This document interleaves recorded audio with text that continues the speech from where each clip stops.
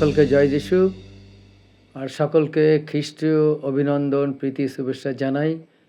আর ঈশ্বরকে ধন্যবাদ দিই যে তিনি এই মুহূর্ত বাঁচিয়ে রেখেছেন, সুন্দর একটা মুহূর্ত দিয়েছেন, ঈশ্বরের বাক্য বলার জন্য সুযোগ করে দিয়েছেন, তাই ঈশ্বরকে ধন্যবাদ দিই। আজকে যে বিষয়ে আলোচনা করব, একটি সাক্ষাৎ যা সব কিছু বদলে দিল জীবনে। আসুন এই বাক্যে যাওয়ার আগে প্রার্থনা করি। মঙ্গলময় স্বর্গের প্রভু, তোমার গৌরব প্রশংসা ধন্যবাদ দিই যে সুন্দর সময় তুমি দিয়েছো প্রভু তোমার বাক্য আলোচনা করার জন্য। বিশেষভাবে তুমি পবিত্র আত্মায় পরিচালনা করো, সঙ্গে থাকো, পাপ অপরাধ ক্ষমা করো, এই প্রার্থনা যিশু নামে চাই, আমেন। আর দেখি ফরিসীদের মধ্যে একজন ব্যক্তি ছিলেন, তার নাম নিকোদিম। তিনি জিহুদীদের একজন অধ্যাপক ছিলেন। আর তিনি রাত্রিকালে যিশুর নিকটে আসিলেন এবং তাহাকে কহিলেন, রব্বি, আমরা জানি আপনি ঈশ্বরের নিকট হইতে আগত গুরু, কেননা আপনি এই যে সকল চিহ্ন কার্য সাধন করিতেছেন, ঈশ্বর সহবর্তী না থাকিলে এ সকল কেহ করিতে পারে না। যিশু উত্তর করে তাহাকে কহিলেন, সত্য সত্য আমি তোমাদের বলিতেছি, নতুন জন্ম না হলে কেউ ঈশ্বরের রাজ্যে দেখিতে পায় না। আর নিকোদিম তাহাকে কহিলেন, মনুষ্য বৃদ্ধ হইলে কেমন করিয়া তাহার জন্ম হইতে পারে? সে কি দ্বিতীয়বার মাতার গর্ভে প্রবেশ করিয়া জন্মিতে পারে? যিশু উত্তর করে তাহাকে কহিলেন, তোমাকে বলিতেছি, যদি কেউ জল ও আত্মা হইতে না জন্মে, তবে সে ঈশ্বরের রাজ্যে প্রবেশ করিতে পাইবে না। আর আমরা এখানে দেখি নিকোদিম যখন প্রভুর কাছে এসেছিলেন রাত্রিতে সাক্ষাৎ করতে, আর সেই সাক্ষাৎ তার জীবন বদলে দিয়েছিল। পরবর্তীতে দেখি তিনি প্রভু যিশুকে গ্রহণ করেছিলেন, আর প্রভুর আদর্শ তার পশ্চাৎ তিনি চলেছিলেন। ইভেন কি তার পরিবারও যিশুকে গ্রহণ করেছিলেন। তাই প্রভু এখানে বলছেন যে যে কেহ তাহাতে বিশ্বাস করে সে অনন্ত জীবন পায়। আমরা এখানে দেখলাম যে সত্যি নিকোদিম প্রভুকে গ্রহণ করেছিলেন, আর তার জীবন বদলে গিয়েছিল, তার জীবন আরও উন্নত হয়েছিল। সেইরূপভাবে আমরা যেন সেই নিকোদিম পণ্ডিত, তিনি অধ্যাপক ছিলেন, তিনি প্রভুকে গ্রহণ করেছিলেন। আর আমরা দেখি এখানে আর একটা বিশেষ কাহিনী, সক্রিয়র মন পরিবর্তন। আমরা জানি জিরিহ নগরীতে প্রভু যিশু যখন যাচ্ছিলেন, আর সক্য নামে একজন ব্যক্তি ছিলেন, তিনি করগ্রাহী, তিনি ধনবানও ছিলেন।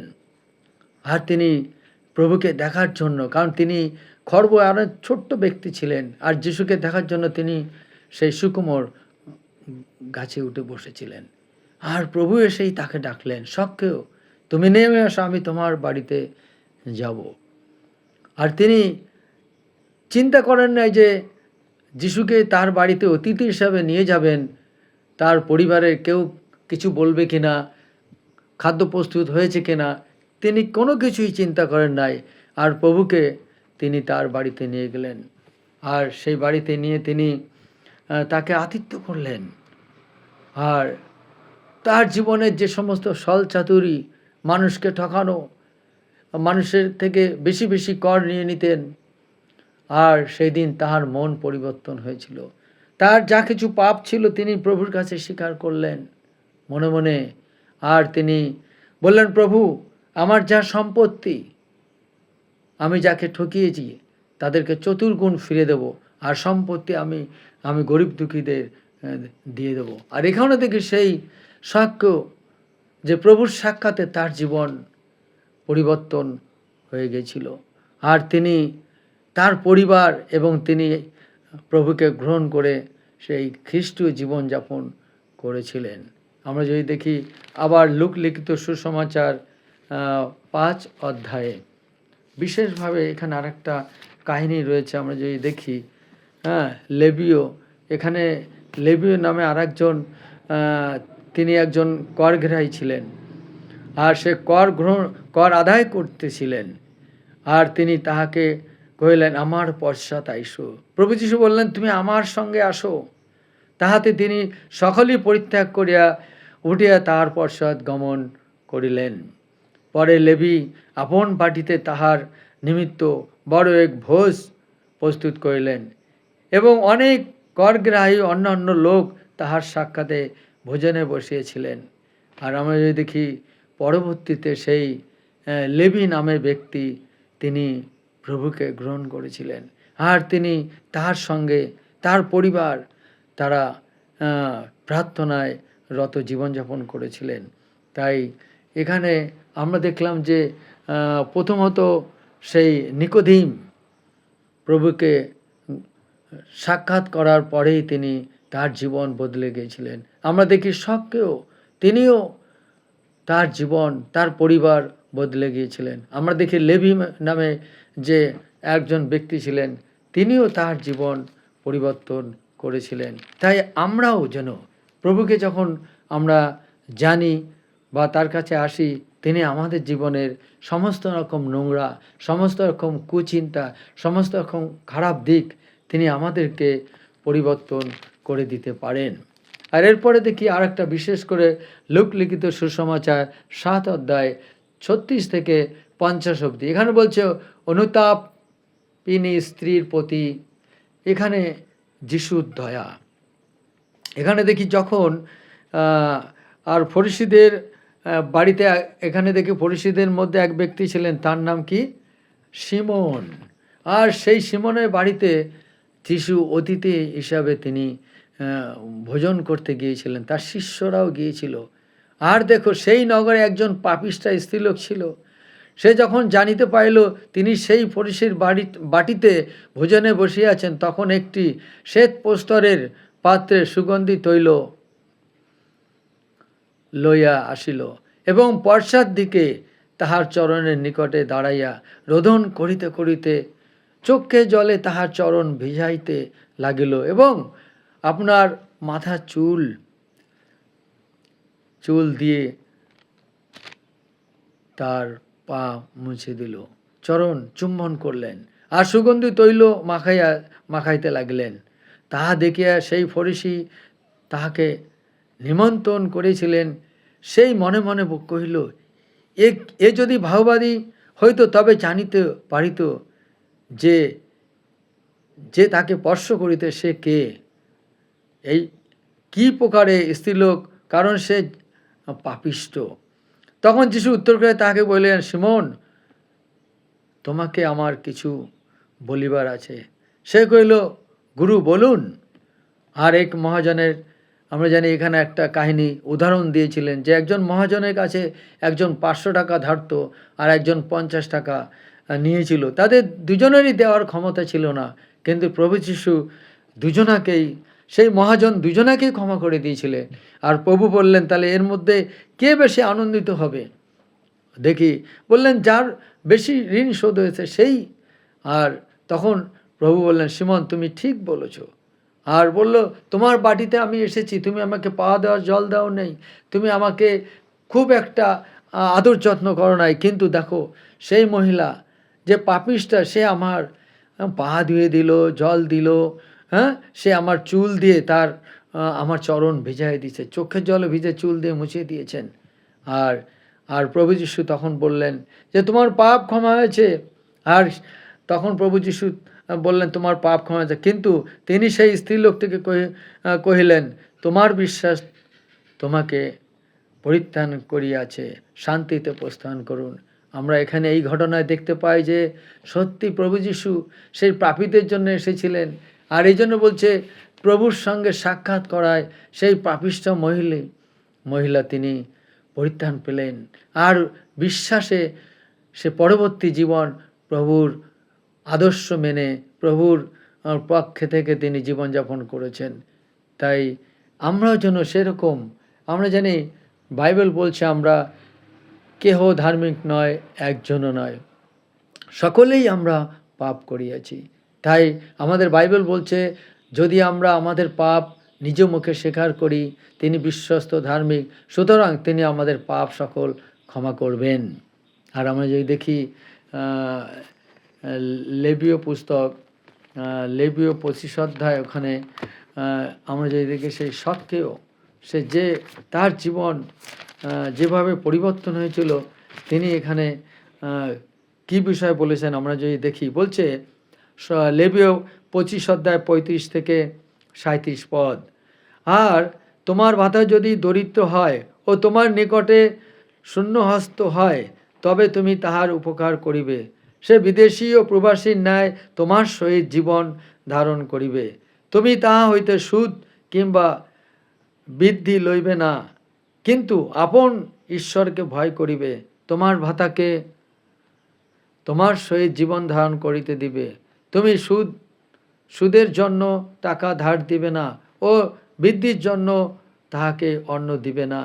আমরা এখানে দেখতে পাই সেই বিশেষ করে লেবি এবং সাক্ষ্যের বিষয়, যে আমরা যেন মানুষের থেকে সেই সুদ যেন আমরা না নিই। আর এখানে যে দেখি আর একজন বিশেষ করে ধনী যুবক, লূক লিখিত সুসমাচার 18 অধ্যায়, এখানে বিশেষভাবে দেখি একজন ধনী যুবক এসেছিলেন যিশুর কাছে। আর সেই জিজ্ঞাসা করল, সদ্গুরু, কি করিলে আমি অনন্ত জীবন অধিকারী হইব? যিশু তাহাকে কহিলেন, আমাকে সৎ কেন বলিতেছ? একজন ব্যতিরেকে আর কেহ সৎ নাই, তিনি ঈশ্বর। তুমি আজ্ঞা সকল জানো, ব্যভিচার করো না, নরহত্যা করো না, চুরি করো না, মিথ্যা সাক্ষ্য দিও না, তোমার পিতামাতাকে সমাদর করো। সে কহিল, বাল্যকাল অবধি এই সকল পালন করিয়া আসিতেছি। এ কথা শুনিয়া যিশু তাহাকে কহিলেন, এখনও একটি বিষয় তোমার ত্রুটি আছে। তোমার যা কিছু আছে সমস্ত বিক্রয় করো আর দরিদ্রদিগকে বিতরণ করো, তাহাতে স্বর্গে ধন পাইবে, আর আমার পশ্চাৎ আইসো। আমরা দেখি এখানে দেখি যেরম নিকোদিম প্রভুর পশ্চাৎ এসেছিলেন, সাক্ষ্য এসেছিলেন, লেবি এসেছিলেন, অনুতাপকারিণী স্ত্রী তিনি এসেছিলেন, সিমন তিনিও যিশুর পশ্চাৎ এসেছিলেন। কিন্তু সেই লেবীয় যুবক, সে ধনী ব্যক্তি ছিলেন, সে যিশুর পশ্চাৎ আসতে পারে নাই। আর তিনি বলছিলেন, আমি অনেক ধনী ব্যক্তি, আমি বণিক, আমার ব্যবসায় অনেক ধনী লোক, আমরা ব্যবসায়িক লোক। আর সে যিশুর পশ্চাৎ আসতে পারে নাই, আর সে কী করলো? পরিত্রাণও পেতে পারে নাই। তাই আমরা দেখি এখানে যে একটি সাক্ষাৎ যা সব কিছু বদলে দিতে পারে আমাদের জীবনকে। তাই আমার জীবনে আমি যখন প্রভুকে জেনেছিলাম 1994 সালে কলেজ লাইফে, আর দেখেছিলাম সত্যি যিশুর কাছে আসলে, যখন এসেছিলাম, তিনি আমার জীবন আস্তে আস্তে সম্পূর্ণরূপে তিনি পরিবর্তন করেছেন। আমাদের যে চাল চলন ব্যবহার, সমস্ত খাদ্য খাবার, তিনি আমাদের জীবনকে সম্পূর্ণরূপে বদলে দিয়েছেন। তাই আমরা যদি যিশুর উপর নির্ভর করি, প্রভুর উপর নির্ভর করি, আর প্রভুই আমাদের জীবন পরিবর্তন করতে পারেন। আর প্রভু যিশু তিনি এই জগতে এসেছিলেন, তিনি অন্ধ, খঞ্জ, লোলা, বোবা, মৃত, পক্ষাঘাতী সমস্ত ব্যক্তিকে তিনি আশ্চর্যরূপে তিনি সুস্থ করেছেন, এমনকি মৃত ব্যক্তিকে তিনি জীবন দান করেছেন। তাই আমরা যদি প্রভুর কাছে আসি, তিনি আমাদেরকে অনন্ত জীবন দেবেন। আর যদি প্রভুর কাছে আসি, তিনি আমাদের পাপ ক্ষমা করবেন, তিনি আমাদেরকে পরিত্রাণ দেবেন, আর তিনি আমাদের অনন্ত জীবন দেবেন।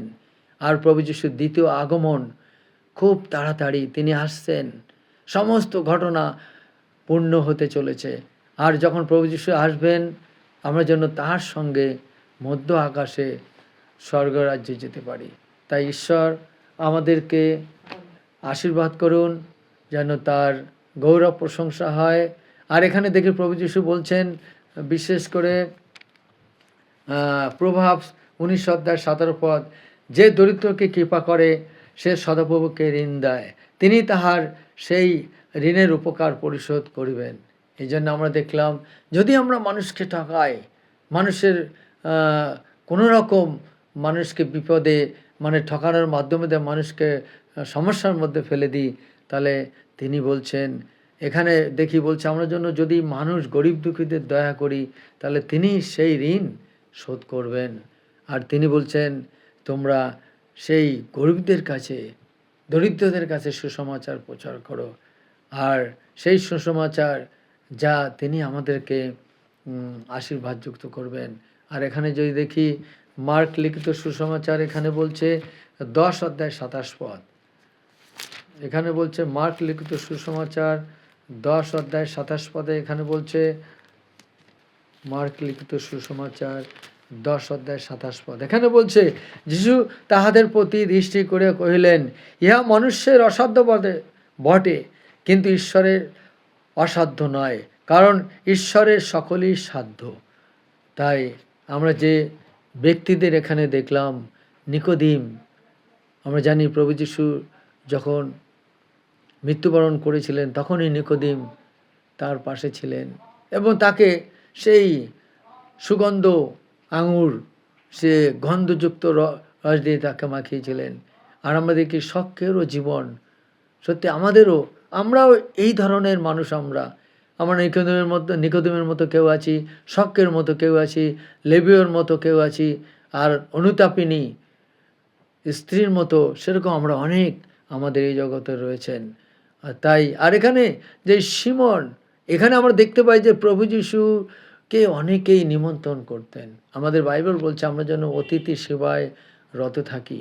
আমাদের দাউদ বলছেন, বাল্য থেকে বৃদ্ধ হলাম, যারা প্রভুকে ভালোবাসে তাদের কোনো অভাব হবে না। তাই খ্রিস্টেতে প্রিয়জন, আমরা যারা প্রভুকে ভালোবাসি, প্রভু আমাদের সঙ্গে থাকুন, যেন এই সাক্ষাৎ আরও যেন অনেক মানুষের কাছে আমরা সেই প্রভুর যে সাক্ষাৎ আমরা মানুষের কাছে যেন মিল করে দিতে পারি। একটি সাক্ষাৎ যা সব কিছু বদলে দিতে পারে আমাদের জীবনকে। তাই আমাদের ঈশ্বর আশীর্বাদ করুন যেন আমরা তার উপর নির্ভর করে চলতে পারি। প্রভু আমাদের সঙ্গে থাকুন। আসুন আমরা প্রার্থনা করে আমাদের এই ঈশ্বরের বাক্য সমাপ্ত করি। মঙ্গলময় স্বর্গের প্রভু, তোমার গৌরব প্রশংসা করি, ধন্যবাদ দিই যে প্রভু তুমি এই বাক্যের মাধ্যম দিয়া আমাদের জীবনকে উৎসাহিত করেছো প্রভু। যেরকম নিকোদিম, লেবীয় এবং সেই শক্কেও এবং আরও সেই সিমন প্রভু, সেই ধনী যুবক এসেছিল, কিন্তু যারা তোমার সাক্ষাতে তোমার সঙ্গে মিলেছিল তুমি তাদেরকে মন পরিবর্তন করেছিলে। তাই প্রভু তুমি আমাদেরও মন পরিবর্তন করো যেন আমরা তোমার সঙ্গে থেকে আমাদের জীবনকে আমূল পরিবর্তন করতে পারি আর তোমার দ্বিতীয় আগমনে তোমার সহবর্তী হতে পারি। তুমি আমাদের সঙ্গে থাকো, বাকি সময়ের ভার তুমি নাও। এই প্রার্থনা যিশু নামে চাই, আমেন।